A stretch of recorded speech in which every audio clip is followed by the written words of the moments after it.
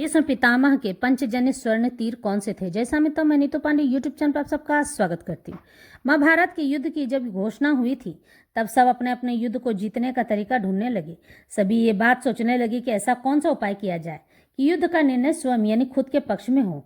कोई छल की योजना बना रहा था यानी झूठ बोलकर काम करना चाहता था, तो कोई कपट कर रहा था यानी ईर्ष्या जलन कर रहा था। ऐसे में सभी योद्धाओं के पास एक से एक धनुष बाण थे, एक से एक हथियार और दिव्यास्त्र थे। इसमें सबसे शक्तिशाली दिव्यास्त्र भीष्म पितामह के पंचजन्य स्वर्ण तीर थे, यानी 5 सोने के तीर।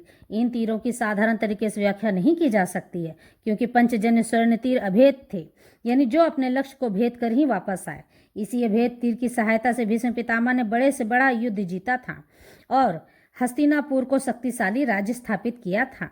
जब इस तीर के बारे में दुर्योधन को पता चला तो वह ये तीर लेना चाहता था, लेकिन जब ये बात श्री कृष्ण तक पहुंची तो इन स्वर्ण तीरों के बारे में श्री कृष्ण ने अर्जुन को बताया कि भीष्म पितामह के पंचजन्य स्वर्ण तीरों से तुम कैसे बचोगे पार्थ। तब श्री कृष्ण कहते हैं कि अगर कोई स्त्री तुमसे प्रेम करती है तो उसके प्रेम को स्वीकार करके हर मर्यादा तोड़ी जा सकती है। उसी तरह जब युद्ध करना आवश्यक हो जाए तब छल कपट दंभ इन सब का इस्तेमाल करना आवश्यक हो जाता है।